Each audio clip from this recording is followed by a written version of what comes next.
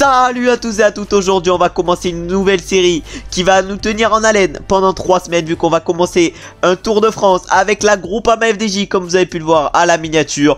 On va essayer évidemment de faire le meilleur résultat possible avec David Gaudu sur ce Tour de France et on va se retrouver tous les jours à chaque fois pour une étape. Il y aura également une vidéo sur une des séries dans l'après-midi, mais là du coup on va commencer le Tour de France. Tout est bon, si vous voulez voir plus en détail les trucs, vous avez qu'à mettre pause. Et pour ceux qui sont pas intéressés par les start list, je mets un timecode en haut à gauche et vous pourrez rejoindre là. Ce sera le moment où on démarra la première étape. Et du coup à la G2R Citroën sur ce tour on aura du Ben O'Connor, du Aurélien Paré-Penn. Ben O'Connor qui sera là sûrement pour le général. À l'Alpecin de Koenig on aura du Philipsen. On a également du VDP à l'Alpecin de Koenig, un VDP qui peut être actif sur les premières étapes. À l'Arkea on aura du Warren Barguil avec du Clément Champoussin. À la Astana on aura du Lutsenko, un Warren Barguil qui enchaînera du coup Tour de France et Giro. Sur les Giro il n'a pas été exceptionnel parce qu'il était blessé et malade, il a eu toutes les galères. On espère qu'il ira mieux sur ce TDF. Ensuite à la Borans-Gros on aura du Jay Hindley et du Bourman en chasseur d'étape. Bourman qui a été récemment champion d'Allemagne. On verra si le Jay Hindley sur ce TDF est capable de faire un bon général. Je pense que moi il peut largement le viser le podium. Ensuite à la Bahrain Victorious qui ont leur nouveau maillot, on aura du Pello Bilbao et du Mikel Landa. À la Cofidis on aura du Guillaume Martin et Izagir. On aura du Bardet à la DSM, on verra s'il est costaud cette année Bardet pour aller chercher un top 5 du général. Ensuite à l'AIF on aura du Carapaz qui jouera sûrement le général avec du Rigoberto Urán. Bon, Carapaz il a quand même dit dans les journaux qu'il pourrait suivre Vingegaard et Pogacar, jamais de la vie je pense que Carapaz même pas il fait top 10 du général. Du coup ensuite nous ça va être l'équipe qu'on va choisir. On aura du coup pour le général Gaudu et en tant qu'équipier de luxe Pinot qui a dit qu'il perdrait pas volontairement du temps. Ça me hype parce que c'est mon coureur préféré, c'est clairement pour ça que j'ai pris la Groupama FDJ, c'est pour courir avec Pinot pour son dernier Tour de France. À la Ineos Grenadier on aura du Daniel Felipe Martinez et du Carlos Rodriguez. Ensuite à l'Intermarché on aura principalement du Girmay pour les sprints. À la Israël on aura du Dylan Teuns en tant que chasseur d'étape. Ensuite à la Jay Lula on aura du Simon Yates et du Groenewegen. Je pense que Simon Yates peut faire un bon général s'il a pas de journée sans. Après sur tous les grands tours il a des journées sans, à part sur la Vuelta où il avait gagné. Et en plus il est quand même un peu moins fort qu'avant, c'est à dire que déjà qu'il gagne une étape ça serait bien pour lui. Au classement général pour la Jumbo Visma on aura du Vingegaard, on aura également du Van Aert mais là il est pas marqué, du Sepp Kuss en tant qu'équipier, une sacrée équipe pour la Jumbo Visma qui a le nouveau maillot également. Ensuite à la Lidl Trek on aura du Skelmos, on aura également du Mats Pedersen qui ira jouer le classement par points, je pense il pourra également jouer les étapes. Pour Sprinter à la Lotto Destiny on aura du Caleb Ewan pour le sprint. À la Movistar on aura Henrik Mas en leader, il était pas trop en forme sur le Dauphiné, on verra si ça va mieux sur ce Tour de France. Il sera accompagné par Guerrero et pas mal d'équipiers. Ensuite à la Soudal Quick-Step on aura du Jacobsen, on aura également du Alaphilippe qu'il ne faut pas oublier. On espère un grand Alaphilippe sur ce Tour de France et on espère pourquoi pas un niveau à la 2018 où il est allé chercher 2 victoires d'étape en montagne, pas la 2019. 2019 c'est quand même un peu trop dur qu'il retourne à ce niveau, et si par contre il revenait à ce niveau ça serait insane. Ensuite à la Total Energy on a du Pierre Latour, on a également du Peter Sagan et du Anthony Turgis. Enfin à la UAE là par contre on aura l'un des grands favoris avec Vingegaard, c'est-à-dire Pogacar. Les stades de Mahmoud qu'il a le Tadej et il sera accompagné de son coéquipier Adam Yates. Et chez la Uno X on aura principalement du Alexander Christophe, on aura aussi du Tobias Johansen. Et du coup on peut aller voir l'équipe pour ce Tour de France. On aura du coup Gaudu, on aura également du Stéphane Kung qui viendra là pour les chronos principalement et pour aider Gaudu. On aura du Madouas, le récent champion de France. Bon il y en a j'ai changé leur stats, Madouas et Pinot par exemple j'ai un peu augmenté, mais après ils étaient Guez de chez Guez. Ensuite on aura du Quentin Pacher pour aider Gaudu et pour pourquoi pas prendre les échappées. On aura également du Kevin Genietz, du Olivier Legag et du Van der Berg en tant qu'équipier, mais nous du coup on va choisir la Groupama FDJ. Et du coup maintenant on retrouve tout le monde et du coup sur cette première étape ça va être une étape entre Bilbao et Bilbao, une étape ballonnée un peu montagneuse. Là il y avait des secondes de bonif à aller chercher au niveau du 3ème catégorie. Ils ont clairement viré ces secondes de bonif parce qu'ils se sont dit, ils ont eu un peu de logique après, ils se sont dit que s'il y avait des secondes de bonif, le premier maillot jaune ça serait pas celui qui remporterait l'étape.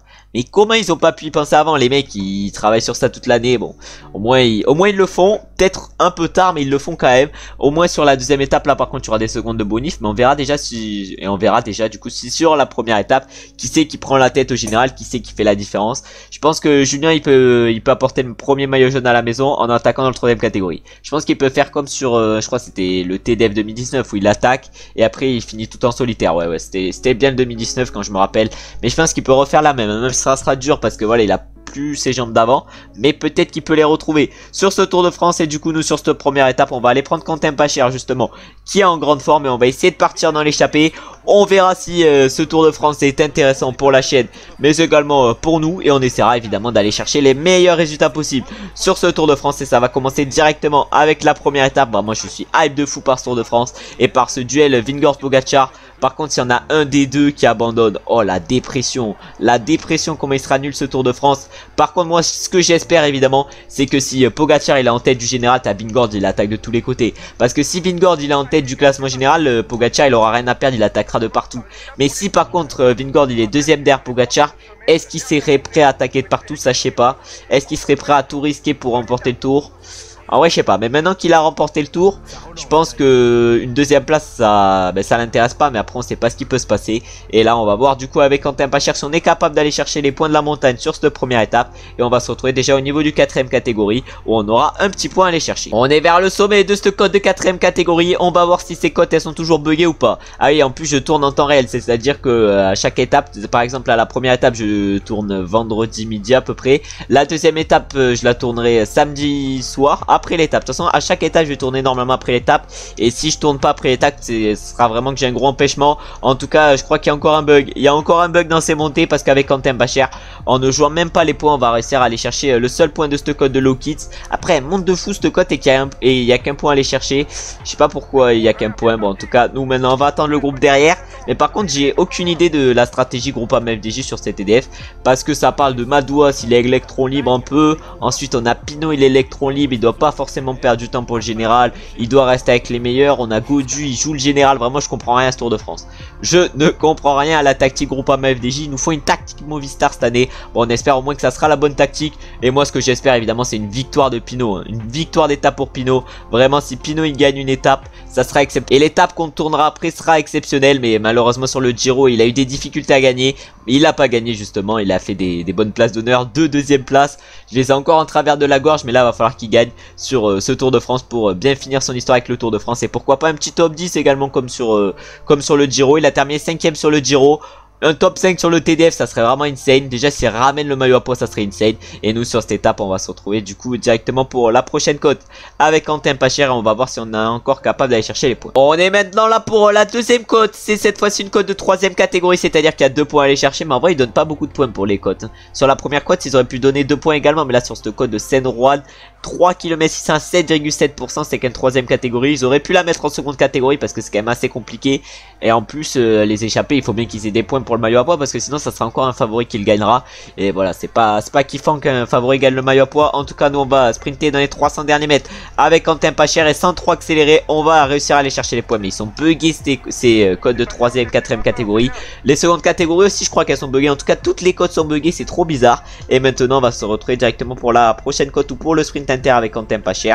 Et évidemment l'objectif sur cette étape ça va être de faire le plein de points. On arrive pour le premier sprint inter de notre Tour de France, et la première étape où on aura un sprint inter, parce que les autres étapes on aura des sprints inter également, mais je veux dire que voilà que c'est le premier sprint inter. De toute façon je me suis emmêlé les pinceaux, et du coup on va essayer pourquoi pas d'aller chercher les points. Est-ce qu'ils sont buggés les sprints inter? Je sais pas. En tout cas on va prendre la roue à Terrada et à Vermeek qui fait partie des coureurs les plus jeunes de ce Tour de France. Il y en a plein qui ont 22 ans, mais voilà c'est à peu près tout. Et nous est-ce qu'on va réussir à aller chercher les points? Oui on va aller chercher facilement les 20 points avec Quentin Pacher, et du coup ce sprint intermédiaire est une réussite. Et maintenant on va se retrouver à nouveau pour une cote de 3ème catégorie où on va essayer à nouveau d'aller chercher les points. On est maintenant dans la cote de 3ème catégorie et ça accélère devant un peu pour nos adversaires. Derrière ça accélère également très fort dans le peloton. Ils sont plus que 111, c'est à dire qu'il y en a pas mal qui ont explosé. Il y a un groupe qui ont explosé plutôt, et il y a un groupe de 51 qui s'est formé, alors que nous on accélère. On va aller chercher les 2 points au sommet de cette cote de Morgaille. On va ajouter un peu le nombre de points, un nombre de points du coup à notre escarcelle. On était pour l'instant à 3 points, on en est maintenant à 5, et on va essayer maintenant d'aller chercher les points sur la prochaine cote qui sera cette fois-ci une cote de seconde catégorie, c'est à dire qu'il y aura 5 points à aller chercher. Et on va peut-être soit se retrouver dans le peloton avec David Gaudu, soit vers le sommet avec Quentin Pacher, mais je pense plus qu'on se retrouvera dans le peloton avec Gaudu. On se retrouve au pied de l'Alto del Bibero avec David Gaudu à peu près. Bon cette étape a une configuration quand même assez particulière, le parcours il est assez particulier, parce que l'étape elle est dure, mais elle est pas si dure que ça. En fait ça m'intéresse de voir ce qui va se passer sur cette étape, parce qu'il peut tout se passer passer clairement, hein. Il peut avoir un sprint en petit comité, un sprint en gros comité s'il y a vraiment personne qui accélère. Non, en gros comité ça sera chaud quand même. Mais il peut tout se passer en fait sur cette étape. C'est ça qui m'intéresse. Bon, nous là on se fait clairement bloquer dans seconde catégorie avec Godu.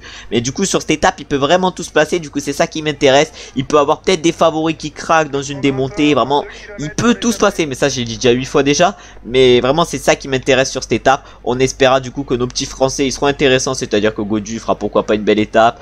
Moi ce que j'espère évidemment. Moi j'ai mis dans la Fantasy Styros. Parce que voilà je me suis clairement mis dedans. J'ai mis en capitaine de route Alaphilippe. J'espère du coup Alaphilippe il réussira à gagner cette étape. Ça risque d'être compliqué parce que voilà il a plus son punch d'avant. Mais on sait pas, il peut être en forme et retourner et ravoir du coup son punch d'avant.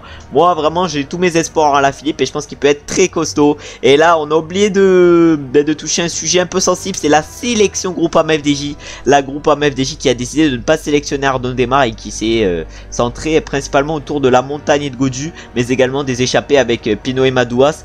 Vraiment la Groupama FDJ il vise la victoire d'étape, mais il s'enlève une carte au niveau du sprint. De toute façon c'est sûr et certain Démarre il prolongera pas avec la Groupama, mais c'est un peu une solution, un peu une idée bizarre de la part de la Groupama, parce que Démarre il pouvait l'amener pourquoi pas même sans train, voilà ça aurait été intéressant. Ah mais j'ai oublié de faire les points avec Quentin pas cher, c'est à dire qu'il allait chercher seulement 2 points sur ce code. Non bah normalement il devrait quand même être en tête de ce maillot de la montagne, mais là du coup avec Godu on va essayer de tenir dans ce de seconde catégorie, on va essayer de se replacer. Normalement on va se retrouver au pied du 3ème catégorie. On va essayer pourquoi pas de passer en tête parce qu'il y a quand même quelques points à aller chercher. Par contre avec les nouveaux maillots Bahreïn on dirait qu'ils ont le même maillot que la UAE. En fait ça fait un peu bizarre. Mais nous on va se retrouver du coup au pied du côte de la côte plutôt de 3ème catégorie. On arrive bientôt vers la côte finale avec David Godu. On va essayer évidemment de gérer au mieux dans cette côte finale. Mais j'ai oublié d'aborder certains sujets, notamment les pronostics pour ce Tour de France. Dites-moi en commentaire quel est le coureur que vous voyez gagner justement ce Tour de France. Ça devrait jouer normalement entre Pogacar et Vingegaard selon moi, mais s'il y en a un des deux qui abandonne, imaginez la dinguerie, les deux qui abandonnent, là ça serait un Tour de France hyper méga ouvert et on pourrait peut-être voir sur un malentendu un Français remporter le Tour de France avec Godu, mais après ça serait vraiment si les deux abandonnent et vu comment ils sont chauds ça m'étonnerait. Hein.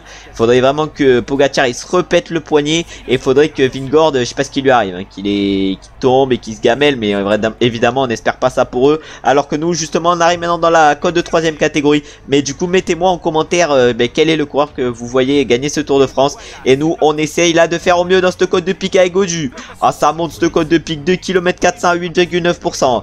Ah ça rigole pas, en tout cas nous on accélère, rendez le pied, on est parti avec Chris Harper, le coéquipier de Simon Yates. Est-ce qu'il y en a qui vont exploser dans ce côte de pic? Je sais pas. En tout cas c'est Vingegaard qui a fait l'effort directement derrière nous pour réussir et pour essayer plutôt de nous rattraper. En tout cas on verra si sur cette première étape en IRL il y a des écarts. Dites-moi justement si vous regardez cette étape après, si vous regardez cette vidéo plutôt après ou avant l'étape, et si vous la regardez après, dites-moi ce que vous avez pensé justement de cette étape. Mais nous du coup on tourne largement avant, non pas largement avant, un jour avant, et on va voir ce qui va se passer justement. Mais cette côte de pic c'est un sacré tremplin pour les plus forts. En tout cas il reste 900 mètres. Moi je disais que peut-être qu'un petit peloton ou un large peloton pouvait gagner aujourd'hui.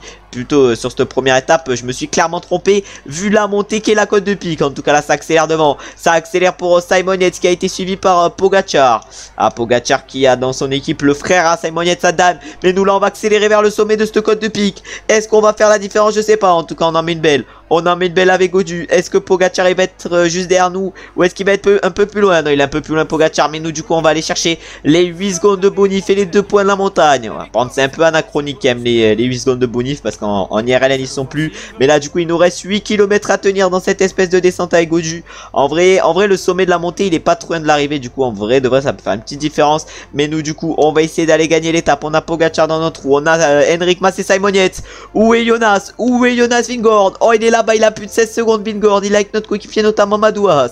Et derrière dans le groupe on doit avoir notre crotte coéquipier, c'est-à-dire Pinot. Mais là par contre il y a une longue partie plane après la montée. Mais après si ça fait que descendre pendant 4-5 km et que si la fin de la descente elle est à 2 km de l'arrivée, en fait cette étape peut être un tremplin de fou. Et cette étape peut faire des différences de folie. En tout cas nous on accélère dans cette bas de descente. On accélère, on a même distancé le groupe Tadej Pogacar. On essaye de faire la différence dans cette descente.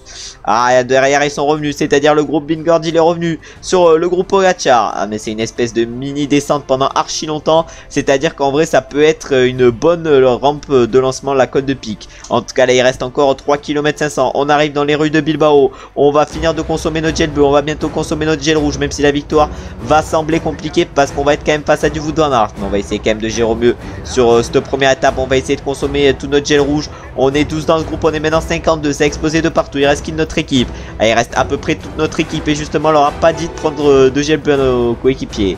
Ah là maintenant on consomme le gel rouge. On va voir ce qu'on est capable de faire dans ce final ici à Bilbao. Et là ça va accélérer peut-être pour certains. C'est qui accélère? C'est Jonas. Ça doit être Jonas qui doit accélérer devant.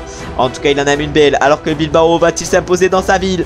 Va-t-il s'imposer chez lui, Peyo? Oh là là, Bilbao chez lui. Bilbao va-t-il s'imposer dans un nom qui porte le prénom et plutôt le nom de la ville? En tout cas, nous on va accélérer. On va accélérer à Metz, il reste plus que 600 mètres. Oh, je savais pas qu'en plus ça finit en montée cette étape. Oh, la dinguerie de l'étape en fait. Mais tout devant, ça va être VDP qui va remporter cette première étape et qui va donc porter le premier maillot jaune de cette série du mode Tour de France. En tout cas, il va s'imposer sur cette première étape devant Wout van Aert, je crois bien. Et on va aller voir justement les podiums de cette étape où nous on est allé chercher une petite place d'honneur avec Gaudu. Et du coup, comme on a pu le voir, c'est du coup Van Der Poel qui vient de remporter cette première étape entre Bilbao et Bilbao. Au classement général, c'est également Van Der Poel du coup qui prend la tête. Bah après c'est logique. Au classement par points là, c'est Wout van Aert qui prend la tête. Par contre là c'est pas très logique. Il a dû faire le sprint inter. Wout van Aert en plus il termine deuxième de l'étape. Au classement du meilleur grimpeur là c'est nous qui sommes en tête du coup avec Quentin Bacher puisqu'on est allé chercher, excusez-moi, 5 points je crois bien sur cette étape, non 7 points plutôt. Et au classement des jeunes, c'est un coureur de la Ineos qui est en tête. Je pense que c'est Tom Pidcock et du coup, et oui c'est Tom Pidcock. J'allais dire Tom Pidcock le grand favori pour le maillot blanc. Non, il risque de le porter à titre posthume, j'allais dire, mais c'est pas ça. Il risque de le porter, mais voilà, juste parce que Pogacar il aura peut-être le maillot jaune ou un autre maillot sur les épaules, mais non, ça devrait être quand même Pogacar le favori pour ce maillot blanc. Et du coup sur cette première étape on termine 7ème avec Gaudu.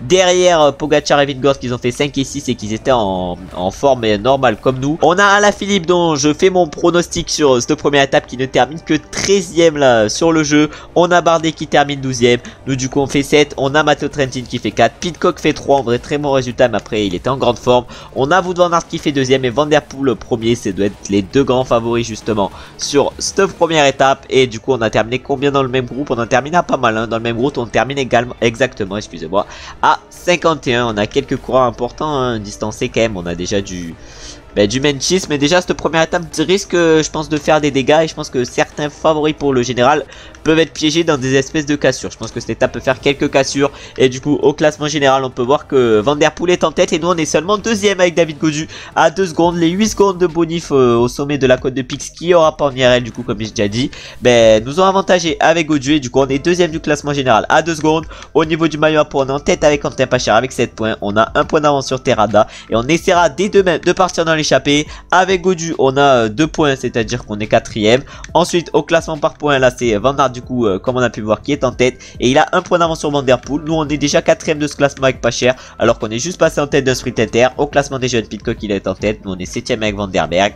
Au classement par équipe on est 3ème avec la Groupama FDJ et au classement de la combativité on est également premier avec Quentin Bacher. C'est à dire qu'on a commencé très bien ce Tour de France et on partira du coup dans la prochaine vidéo pour la deuxième étape de ce Tour de France dont on ira voir le profil. On n'a pas vu le profil justement de cette première étape en détail et du coup on ira voir le profil de la deuxième étape en détail. Une deuxième étape qui a l'air un peu moins propice par contre celle-ci aux attaques parce que j'ai l'impression que le bas de la descente du seconde catégorie est quand même assez loin de l'arrivée. En tout cas merci d'avoir regardé la vidéo, j'espère qu'elle vous aura plu et on se retrouvera du coup maintenant dès demain pour la deuxième étape et l'arrivée à Saint-Sébastien. Comme je l'ai dit juste avant, bon l'étape elle sera un peu moins propice aux attaques mais on essaiera quand même de faire du mieux possible avec David Gaudu. En tout cas si la vidéo vous a plu, vous savez ce que vous avez à faire, c'est à dire mettre un petit like, voilà ça me ferait kiffer déjà de voir que vous avez aimé la vidéo et en plus de cela ça m'aiderait à être mieux référencé et à avoir une meilleure pub pour la chaîne. Mettez-moi ce qui vous a plu et moins plu sur cet épisode parce que les critiques constructives en fait c'est un truc truc qui permet d'avancer et qui permet d'être mieux.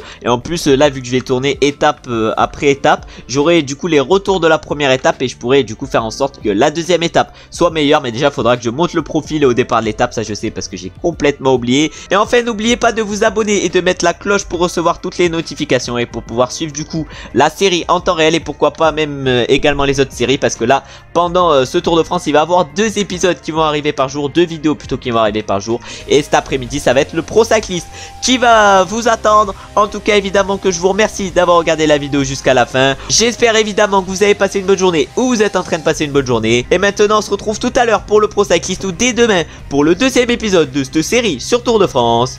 Ciao ciao ciao.